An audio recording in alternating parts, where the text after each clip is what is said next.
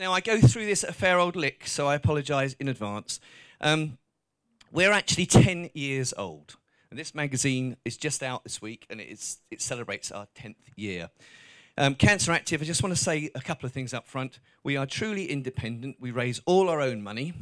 We have absolutely no vested interest. We don't take money from large corporations of any sort. So as a result, we call it as we see it. And we call it as we see it from research.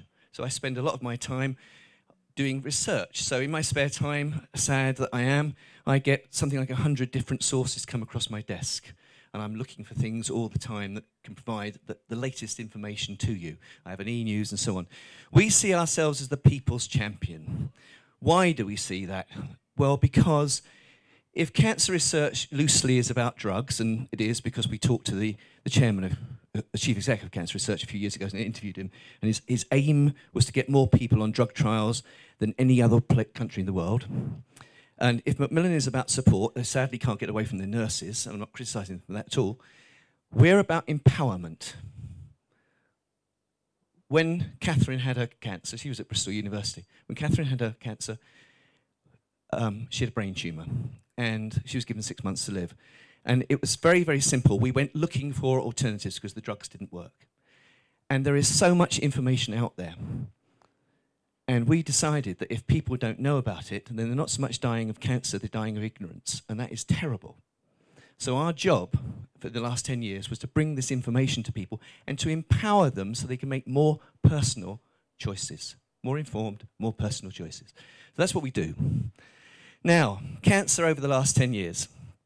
I'm sorry, I've got to sort of start here. It seems like I'm criticising. I'm not intending to criticise at all. This is from Our Achievements, which is on the Cancer Research UK site. And it says, over the last 10 years, our achievements, 5-year survival has risen to 50%, 10-year survival has risen to 42%, all common cancers have higher 10-year survival rates, testicular melanoma, breast is over 70%, up from 46%, and this is due to earlier diagnosis and better drugs.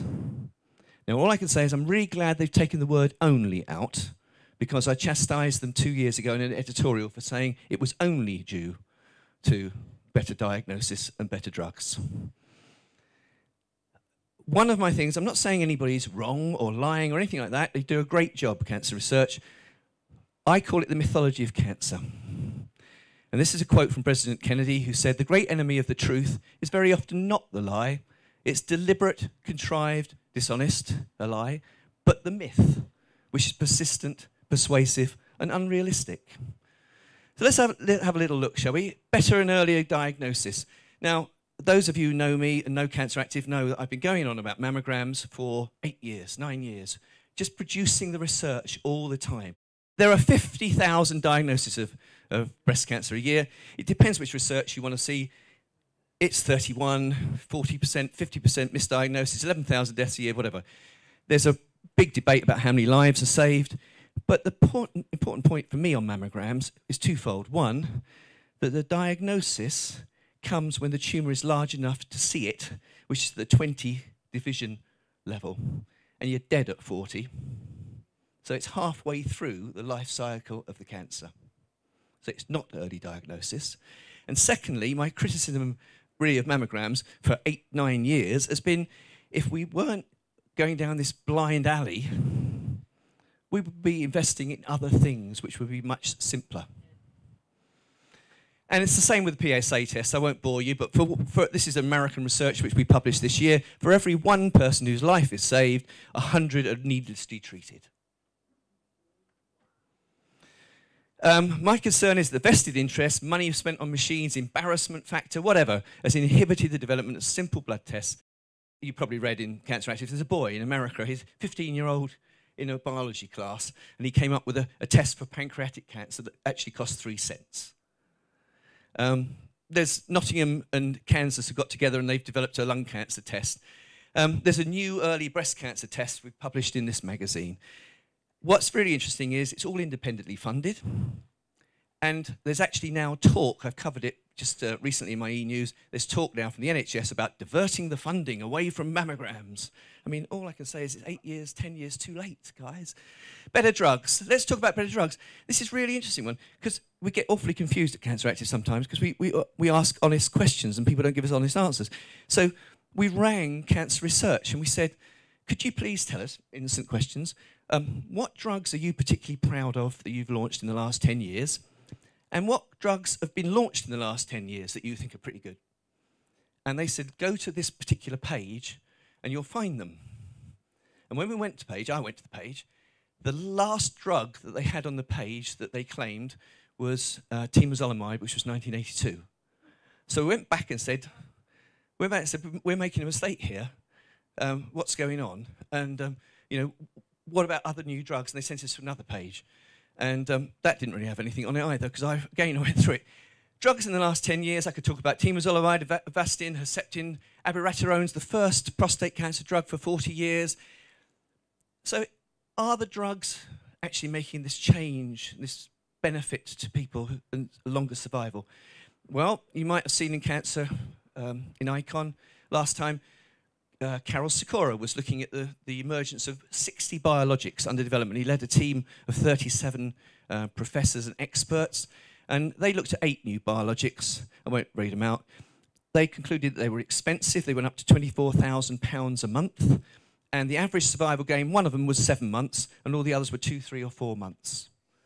Now, I'm not criticising the drugs. I'm just saying, do you think this justifies someone saying, these growth rates in survival are only due to earlier diagnosis and better drugs? That's all I'm asking. So I think it's a bit of a persistent myth. So the truth is, today, that virtually everybody is offered drugs. Who's offered drugs, which is about 70% of people with cancer, are still offered some sort of old-fashioned chemotherapy. Let's call it that. Now, what about chemotherapy? Well, the first point to make is that according to the Department of Oncology in North Sydney, so this is serious oncologists, they did a research study and showed that chemotherapy made a minor contribution to 5-year survival. 2.3% in Australia, 2.1% in America. Now, you might think that's across the 320,000 people who get cancer in Britain, that's a significant figure. It's about 4,000 people a year. This year, Duke's came out with a big report on cancer and drugs, and they said patients with cancer are largely being misled into believing that the drug they are being offered is somehow going to cure them. That was the conclusion of Duke's in America. Let's carry on. We covered it this year. Chemotherapy can cause cancer to return. Fred Hutchinson Cancer Centre. Now, Cancer Research obviously dived in straight away and said, we've always known cancers can come back. That's not what they said. They said it can cause cancer to return because we've found out that chemotherapy can hit healthy cells, make them produce a protein called WNT16B. This actually is taken up by the cancer cells and they use it to grow, come back, and protect themselves from the chemo next round. Next point. No current drugs can kill cancer stem cells. Well, what are cancer stem cells? Again, I've done a big survey of all this. Cancer stem cells could possibly be at the heart of all tumours. And research, there were 3 big studies in the middle of last year. They've been isolated by 2 hospitals in London. In the past, we've tried to get rid of the entire stew of cancer cells, but shrinking a tumour by 50% is irrelevant. No current drugs tackle cancer stem cells, but at least we know now what we're going to go after. And this was done by, this was a quote from Dr. Louis Parada, one of the people who actually proved they exist last summer. So I'm merely pointing out there are 4 different pieces of research there that we say chemotherapy probably does do a bit of a job, but not to the point where chemotherapy is, and new drugs are the be-all and end-all of these results. But now let's go away from the problem, because I'm sort of an ad man in all this. Here's the problem, now let's get to the solution. This is also 2012 research. This is from the National Cancer Institute in America, so the big boys. And they say, and this is a doctor in their own laboratories, I'll come to her in a minute, bioactive food components have the capacity to suppress cancer stem cells and prevent them from self-renewal. And she went on to say that bad foods could actually cause the cancer to regrow, and good foods could actually stop it regrowing. It's all about feedback molecules. And her conclusions, this is Dr. Young S. Kim, was that the natural compounds that could actually stop the regrowth of cancer stem cells were sulforaphanes, curcumin, piperine, black pepper, theanine and choline, B vitamins, plus vitamins A and D, genistein, red clover, soy, and EGCG from green tea. And she said, I'm sure this caused alarm bells, all may be taken as supplements.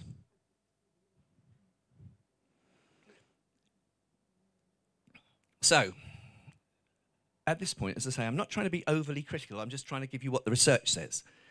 Do you believe that improved survival, those figures you saw earlier on, in the cancer research statement, were due to better earlier diagnosis and better drugs? Exclusively. No, of course not. I believe it's due to self-empowerment. And I think that's been the big trend that's happened in the last 20 years in Britain, self-empowerment. What do I mean? We're all now more aware of cancer. We have easy internet access to information. We now have complementary cancer centres, for example, Penny Bron, Maggie's Haven, and so on.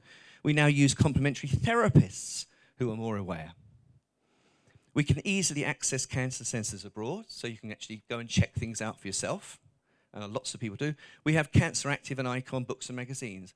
Now, we are actually in 640 plus hospitals, cancer centres and libraries in Britain.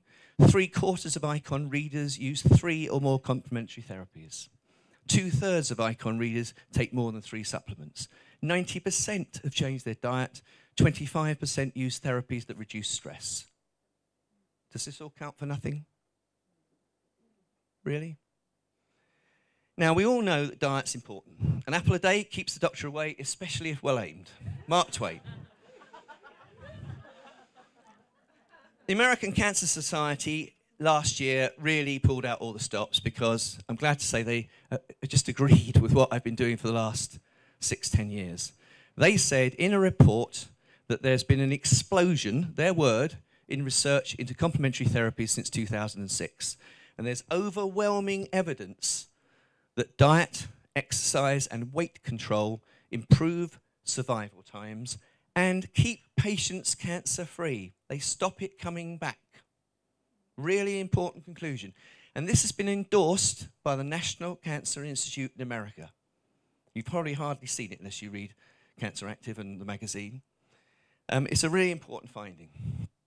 Another mythology of cancer, we got a lady sent a letter to us, email, followed up by a couple of weeks afterwards, about 6 years ago.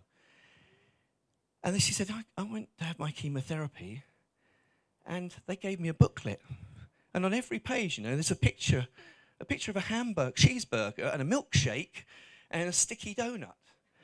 And it says in there to drink milky, sugary tea and biscuits and cakes. When Catherine was in hospital after a brain operation, they gave her Ribena and ice cream, right? And it was in the Times about 1.5 years ago. Top doctor was saying 40% of patients need to be on this sort of diet if they're on chemotherapy. We got to the bottom of it. Nutritionists are very hard work. Sorry, dietitians, I should say, actually. They made a big thing. Royal Marsden wrote back to me and said, we're not nutritionists. You just write books and take money. Dietitians only see 7% of patients, and those are the people in trouble. They don't have any more time to do it than that. So I feel sorry for them a bit. And why? It's called cachexia. Now, cachexia is when basically you lose so much weight from taking the drug, you die. And we can't possibly have 7% of people dying from drugs, can we? But, again, if you read ICON and CANCERactive, this year we've been telling you that US hospitals, MD Anderson, Memorial Sloan Kettering, have been talking about using a nutritious diet if you're on chemotherapy. Why? There are 6 studies in the last 3 years that glucose feeds cancer cells, especially if you've got a brain tumour. Right? Especially if you've got a brain tumour. Cancer is also desperate for a growth hormone. If you have breast cancer, your breast cancer will go and attack your bones. The reason is the bones strengthen, they produce growth hormone to fight off the cancer. The cancer says thank you very much and uses it to actually get blood supplies and grow.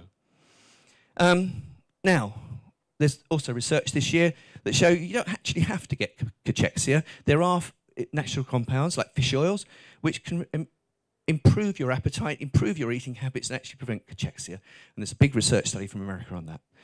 And would you believe there's actually a study, they're going to do clinical trials, just come out, which says that especially for radiotherapy and probably for chemotherapy, calorie restriction is the best diet. And that is pretty important if that happens to be true. Next area. Your cancer, I've been saying this for 10 years, your cancer is as individual as you are. That lady's breast cancer is not the same as that lady's breast cancer, yet you historically have been treated the same way.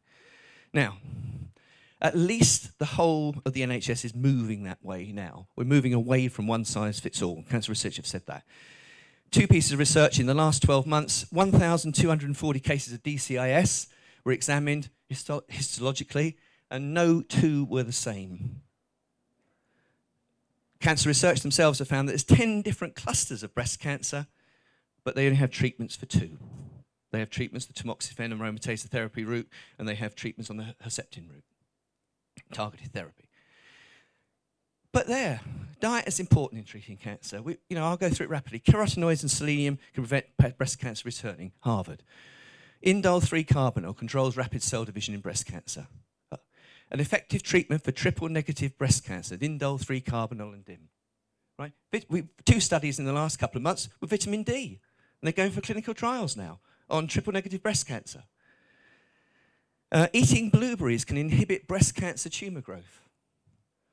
Red grape polyphenols, resveratrol, quercetin, quercetin can inhibit the progression of breast cancer. I'm not talking alternative, I'm talking complementary. There's too much information from quality research centres to ignore, whether it's on vitamin D, on curcumin, fish oils, and so on. There's stacks of it now. Right, just go to our website, you'll see curcumin, there's pages of it. The mythology of cancer. But, the fact is, do any of the following have clinical trials to support them? Now, I'm not having a hissy fit or anything here. Brachytherapy. It's now being used for women in America with breast cancer. There is not a clinical trial behind it for breast cancer. And doctors are actually saying there isn't. What is it? It's men have it at the moment with prostate cancer. You put little seeds all the way around the tumour and kill the tumour. And it, laughably, I won't tell you which cancer, you can get cancer charity. They say it's perfectly safe. Oh, but by the way, don't sit children on your lap. Cyberknife, this new wondrous, Royal Marsden have just got one of these machines, and what it does is it attacks your tumour in your brain, but comes at you from 6 different points, so you don't put so much radiation through all the different points. And they say it's safer. Well, how do you know? Where's the clinical trials, guys? 685 generic drugs are on the market in America, and the FDA admit they only check 3%, and they've never even been to the factories because most of them come from China. Right? Under 12s and chemotherapy. Herbalists were told you mustn't recommend echinacea for the under 12s. The same week, it was found that actually under 12s having chemotherapy, there's virtually no clinical trials on it whatsoever. And the doctor, the head oncologist said, well, we've used it for so long, we know what we're doing. Yeah, but when that argument was used for herbalists, they were told they didn't know what they were doing. And then we get virotherapy, which has been used for 10 or 12 years, dendritic therapy, cell therapy, It's being used in hospitals right now in America. Here's Amy's story. Amy's story is particularly pertinent to me because she got her breast tumour at the same time, her brain tumour at the same time Catherine did. She was an air hostess, she got a grade 4 brain tumour. Fortunately for her, she went to Dr. Henry Friedman, who's at Duke's. Funnily enough, I rang him up with Catherine, and he answered me straight away, although who was I 10 years ago? Who am I today? And Dr. Henry Friedman gave her dendritic cell therapy 10 years ago. Still not had clinical trials behind it today. So I'm not knocking these things. I'm just saying, oranges and apples, guys.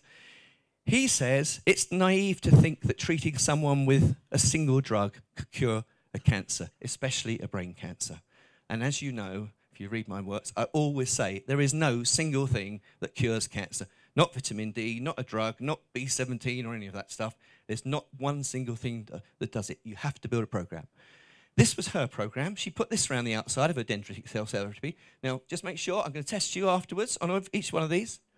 She took a lot. The interesting thing was that our writer asked me what research said might help someone with a brain tumour, and I wrote an article, and I'd missed 3 out. Amy, of course, is alive, 12 years on. She's now had 2 children. Friedman encouraged her, as long as it doesn't do harm. Wouldn't it be lovely to have some oncologist who encouraged you, as long as it doesn't do harm? And he calls it enlightened medicine.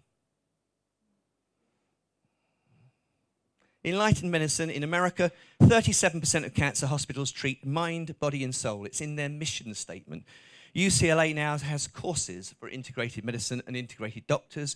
And I mean, Robin talked about block centre. Frankly, most towns, most cities have got several integrated centres. We haven't got them because if you do 7 years hard work as a doctor and then you want to launch an integrated practice, you can't even advertise it in Yellow Pages. Don't get me started on 1939 Act. It's very, very controversial.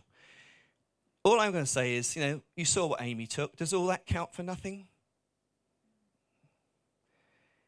What's going on as well is there is this move away from trying to cure you. Now, I know you get press releases and that well-known medical journal, the Daily Mail, talks about curing cancer almost every day. It does, yes, it does. But if you watch Bloomberg, as I do, and looked at some of these companies and CEOs talking about what they're doing, and you read MD Anderson's report on what they're trying to do with drugs, they are not talking about cure anymore. They're talking about cancer management. They're talking about turning cancer from into a chronic but manageable disease like diabetes with sequential treatment. What this means is we'll give you drug A for 5 years, and then we'll give you drug B for 3 years, by which time we've probably come up with drug C, and we'll give you that for another three years. And if you're getting cancer at the age of 65, we're going to get you to 77, so job done. And it's the mythology of cancer.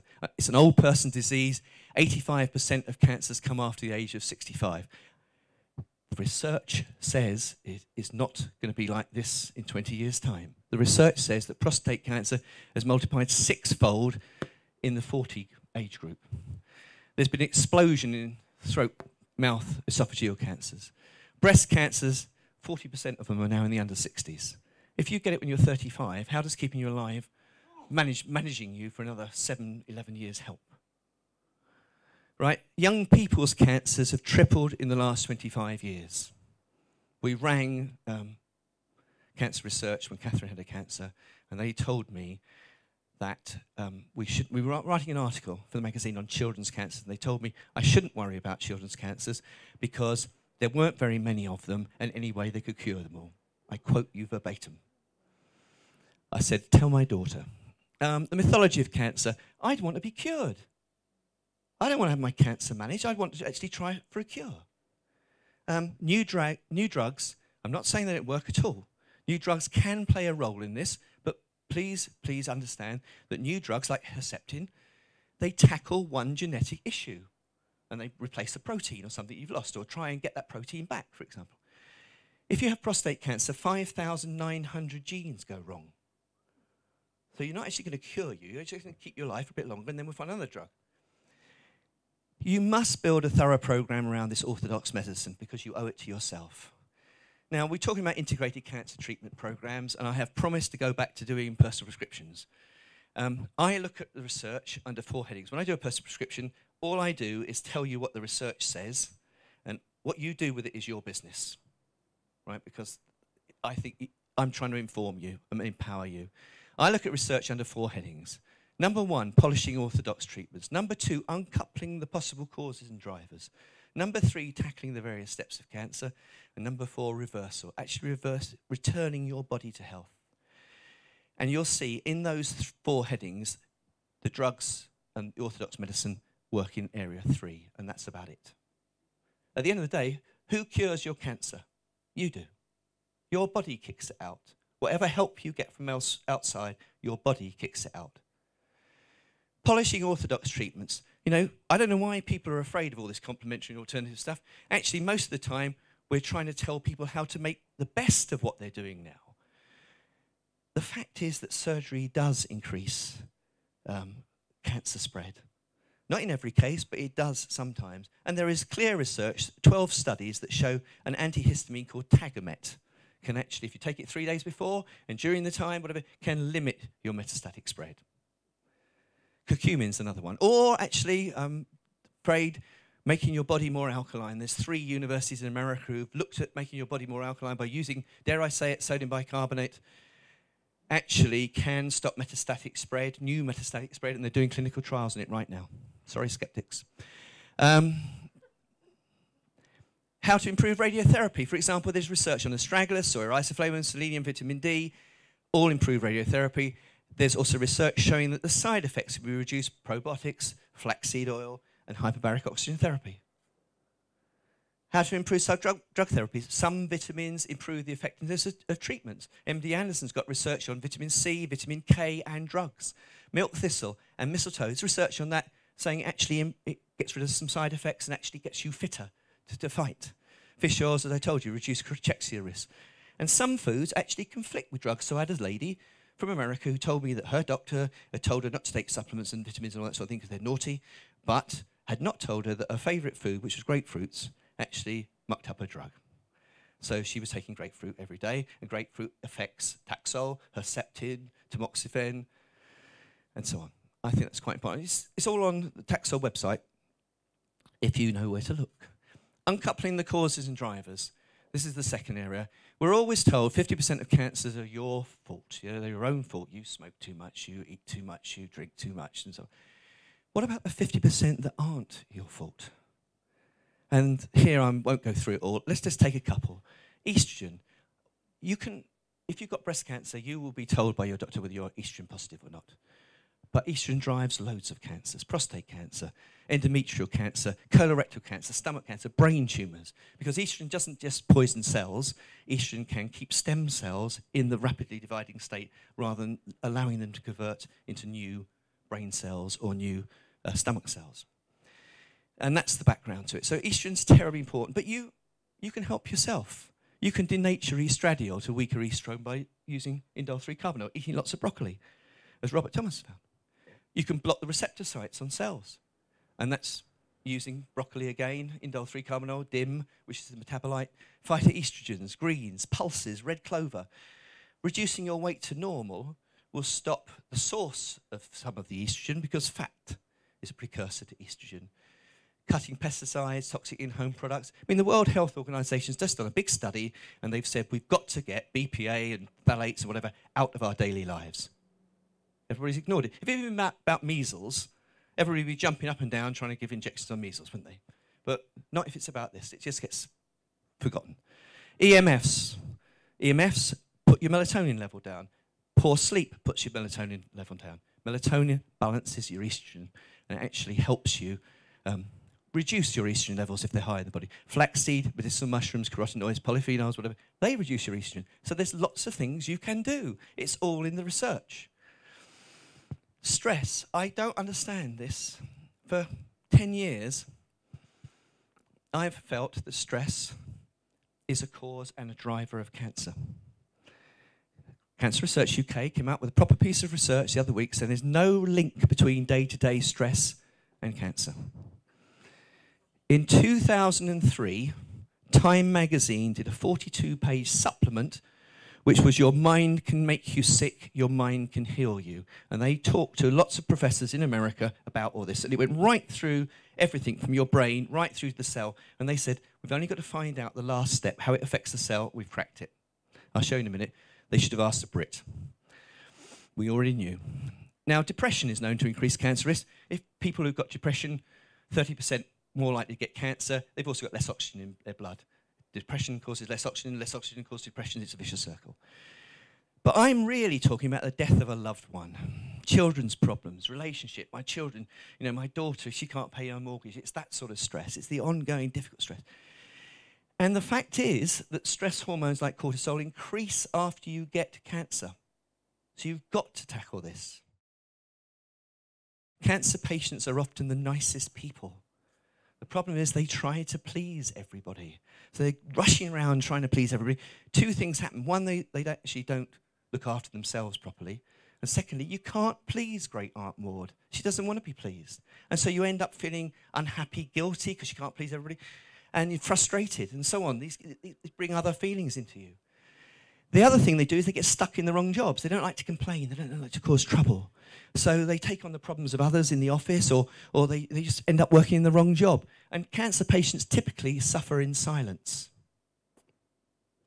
A lot of nodding in the room. They don't make time for themselves, so there's an emotional thing, but then there's a practical thing. They don't make time for themselves. They eat hurriedly, and they don't go to the gym and things like this. Now, stress as a cause driver. This is 2010 research. Stress, emotional, work-related, and others, I quote it verbatim, causes inflammation, which in turn stimulates two cancer-causing genes inside the cell. Hitherto, we thought it, but couldn't prove it. 1982, John Vane, a Brit, won a Nobel Prize and a knighthood for finding out about eicosanoids. Eicosanoids are hormones that you have in every cell of your body. There's about 130 of them. They last between 1 and 6 seconds. And some are good, some are bad. Prostaglandins. Some are good in small doses, bad in big doses. And they all hinges around an enzyme called COX-2, which actually helps make more of the bad guys.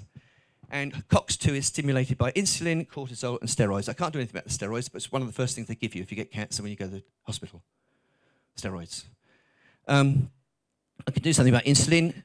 Lots of people in Britain increasingly eat 1 or 2 big meals a day. Don't. Graze. Eat 6 small meals a day. You will keep your, low GI foods, you will keep your insulin levels balanced.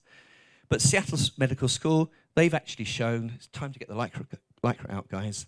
They've shown that having your first ever yoga class actually cuts your cortisol level. They took 10,000 people and sent half of them home, which is what the doctor normally says, and their cortisol levels went down 5%. The other half were sent off to do their first yoga class.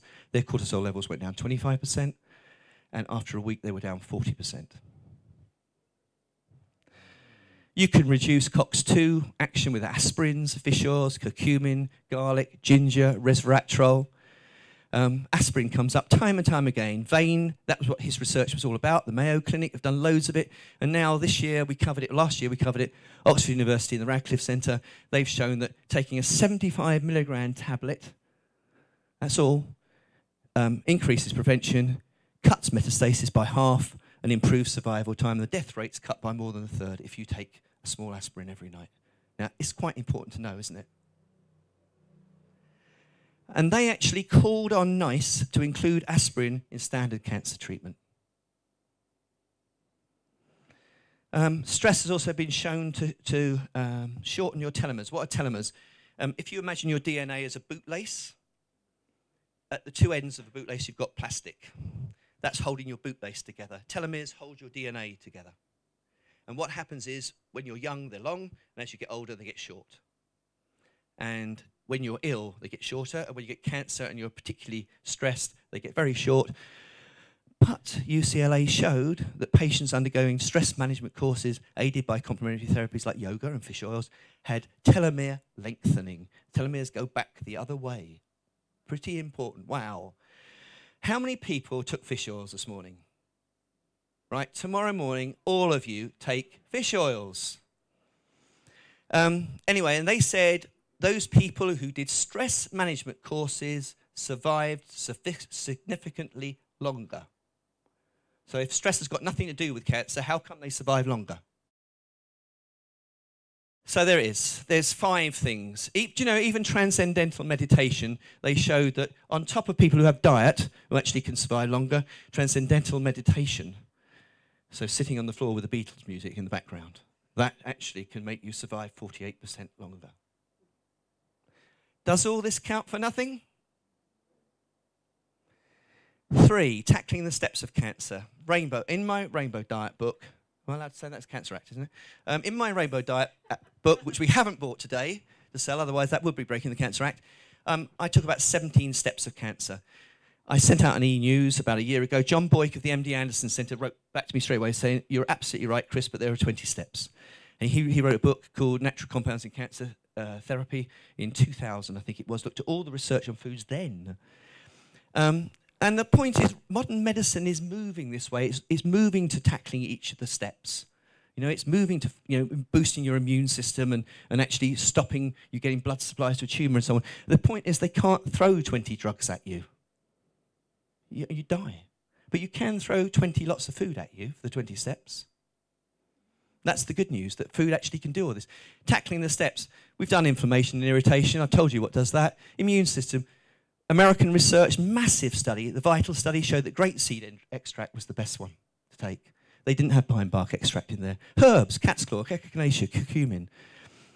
Now, all those boost your white cells. And it's important to understand white cells because you've got 20, 30, 40 different types of white cell, not just one, although you get measured for your white cell count.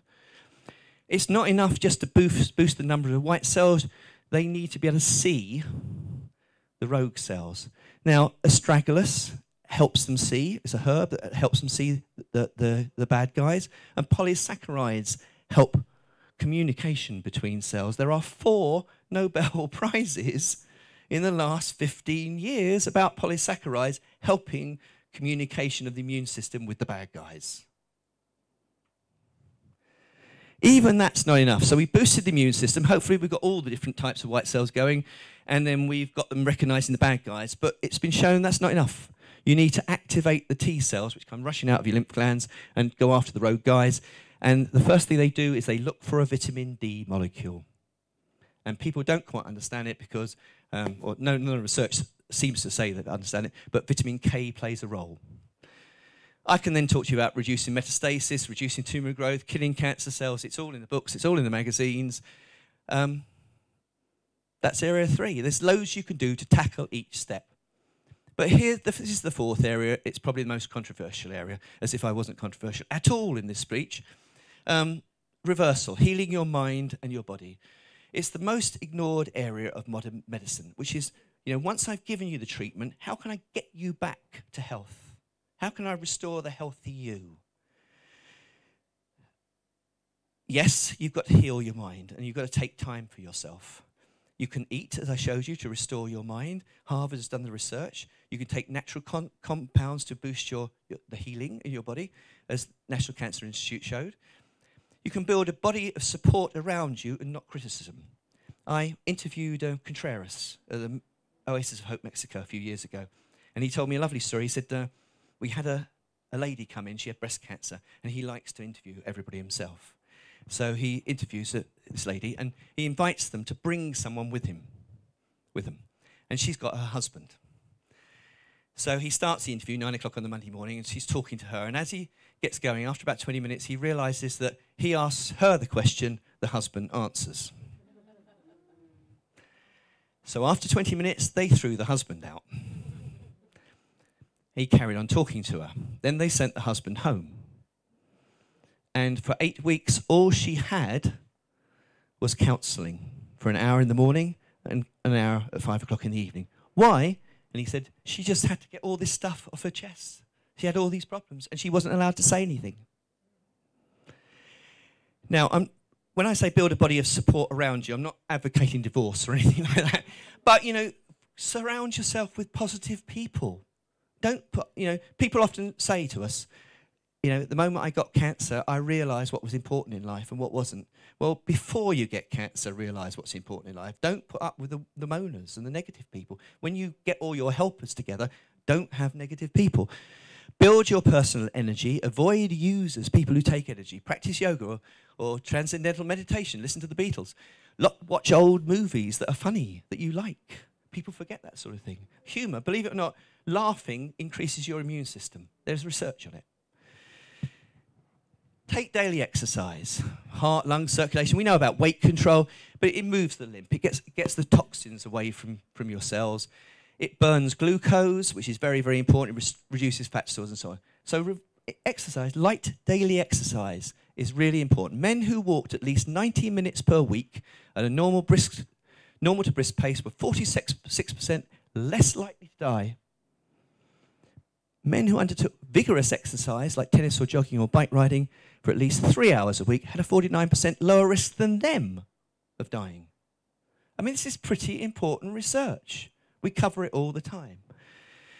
But here's the controversial area, but not to Americans. I'm standing in the queue in Dubai, and I've got a doctor behind me.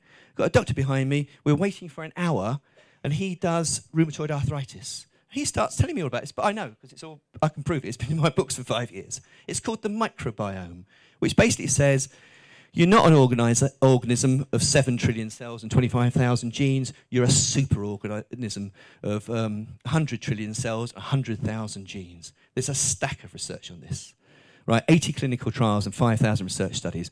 The bacteria that live with you are essential to your good health. And right now, in America, they are very worried about this because they know that the treatments they use actually muck up your bacteria, good guys in your stomach. When it becomes ill, so do you. And they know that drugs, antibiotics, chlorine, salt, whatever, make it iller. And they know that sugar feeds its enemies. And they know that you have a symbiotic relationship with these bacteria. They're really important to you. They direct your immune system. Children brought up on farms who have animals around them actually sneezed and mum thought it was a cold. It wasn't. It was them getting a new bacteria and their body having an allergic reaction to that bacterium. And that allergic reaction boosts your immune system for life in some cases, or until you get hold of some chlorine or some drug or whatever.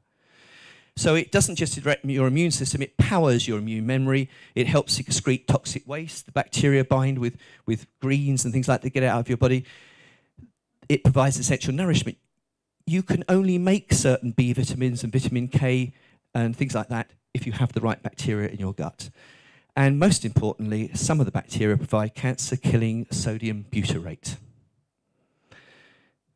Here's a little story. Clostridium difficile, MSRA, 12,000 deaths a year in USA hospitals. They're using stools as enemas from healthy people, and people get better almost overnight because the bacteria in their guts actually come back to normal health. If they get ill, you get ill. So ignore the microbiome at your peril. And as I say, reversal, a healthy UU, cut glucose or high fructose corn syrup, cut cow's dairy because it's growth hormone, cut the refined salt, the alcohol, eat a rainbow diet, lots of colours. I could have given you a different speech today was how all the different colours actually protect and correct you. Take light daily exercise, control your weight, cut the stress out of your life. That's the list. Thank you.